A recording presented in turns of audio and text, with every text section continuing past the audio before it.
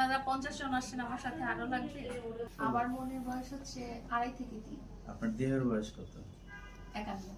Sugar মামি কারা হয়? সুগার মামি হচ্ছে যে যারা টাকা পয়সা দিবে এবং কোন একটা ছেলেকে বা মেয়েকে ভোগ করবে এবং ছেড়ে দিবে।